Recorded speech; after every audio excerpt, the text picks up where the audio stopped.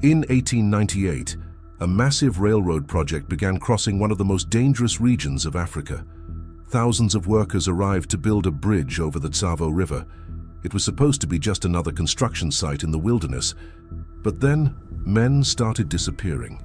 At first, people assumed it was just another lion attack. After all, lions lived everywhere in Tsavo. But within weeks, the workers realized something terrifying. These lions were different. They weren't hunting in the wild.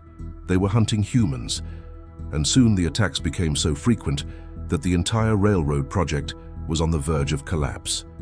The year was 1898. The British Empire was building one of the most ambitious railroad projects in Africa, a line that would connect the interior of the continent to the coast. One of the most difficult sections ran through a remote region known as Tsavo, a vast wilderness of dry plains, thick brush, and dangerous wildlife. Thousands of workers had been brought in to build a bridge across the Tsavo River. Temporary camps stretched along the construction site, filled with tents, tools, and fires that burned through the night. During the day, the sound of hammers and machinery echoed across the landscape. But when night fell, the wilderness took over. Hyenas laughed in the distance, lions roared in the darkness. At first, the workers tried to ignore it. After all, predators were part of life in Africa. But then the attacks started happening more often, and soon the workers realized something deeply unsettling. The lions were no longer hunting animals in the wild. They had started hunting inside the camp. The first attack happened quietly. One night, a worker sleeping in his tent suddenly vanished. In the morning, the camp found drag marks in the dirt leading into the darkness beyond the firelight. At first, no one panicked. Lion attacks were rare, but not unheard of. The workers reinforced their campfires and tried to move on. But then it happened again and again. Within weeks, the pattern became impossible to ignore. The lions weren't just attacking people who wandered into the wilderness, they were entering the camp itself. Some nights, workers woke up to the sound of something moving between the tents. Other times, they heard screams, followed by silence. Men were being dragged out of their beds and carried away into the darkness. And the most disturbing part was this. These lions seemed completely fearless. They walked straight past fires, they ignored the noise of hundreds of people. It was as if they had learned something terrifying. Humans were no longer something to avoid. They had become prey. As the attacks continued, fear spread through the entire camp. Workers stopped sleeping peacefully. Every night, men stayed awake, staring into the darkness beyond the firelight. Some climbed into trees to sleep above the ground. Others built thick fences made of thorny branches around their tents. The fires burned bigger than ever, but none of it seemed to stop the lions. Some nights, the predators simply waited at the edge of the camp, watching. Other nights, they walked straight through the barriers. Workers described hearing slow footsteps moving between the tents. Sometimes the lions would circle the camp for hours, and then, suddenly, one of them would strike. A scream would cut through the night. Men would rush out with torches and weapons, but by the time they reached the spot, it was already too late. Another worker had vanished into the darkness. Panic began spreading through the railroad project.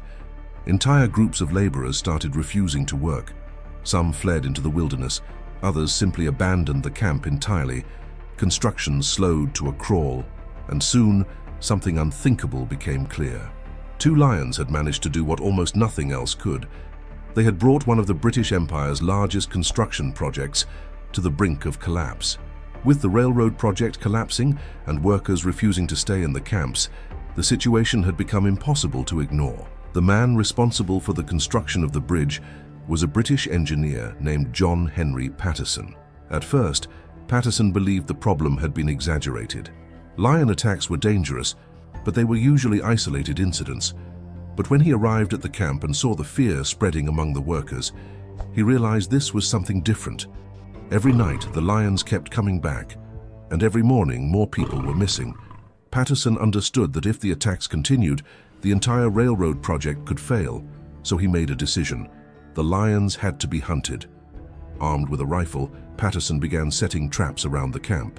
He built wooden platforms above the ground and waited through the night, hoping the predators would return. But the lions were incredibly cautious. They avoided most of the traps. Some nights, Patterson could hear them moving through the darkness, just outside the firelight, watching, waiting. Days turned into weeks, and despite all the traps and patrols, the attacks did not stop. If anything, the lions were becoming even bolder. It was clear now, these were not ordinary predators. They had learned how to hunt humans, and they were not going to stop. After weeks of failed traps and sleepless nights, Patterson decided to change his strategy. Instead of waiting for the lions to make a mistake, he would wait for them. One night, he built a wooden platform high above the ground near the edge of the camp. Below him, the darkness of Tsavo stretched endlessly into the wilderness. The campfires burned quietly, and Patterson waited. Hours passed. Nothing moved. Then, sometime after midnight, he heard it. Slow footsteps in the brush. Something large was approaching the camp. Patterson raised his rifle and stared into the darkness. Moments later, a massive lion stepped into the firelight. It moved calmly, as if it had done this many times before. The predator walked straight toward the camp, completely fearless. Patterson held his breath. When the lion came close enough, he fired. The shot echoed across the plains of Tsavo. The wounded lion leapt into the darkness, roaring violently as it disappeared into the night, but it didn't get far. After a short but brutal chase, Patterson found the animal lying in the brush. One of the man-eaters was finally dead, but the nightmare was not over, because somewhere in the wilderness the second lion was still alive, and it was still hunting. After the first lion was killed, the attacks finally began to slow. But the second predator was still somewhere in the wilderness around Tsavo. For days, Patterson continued the hunt. The lion had become even more cautious, moving silently through the brush and avoiding most traps. Then finally, after another tense night of waiting, the second man-eater appeared. This time, Patterson was ready. When the lion stepped into the open, he fired. The animal collapsed after a final, desperate charge. With the second predator dead, the nightmare that had haunted the railroad camps for months was finally over. But the true scale of what had happened only became clear afterward. Over the course of the attacks, dozens of workers had disappeared from the camps.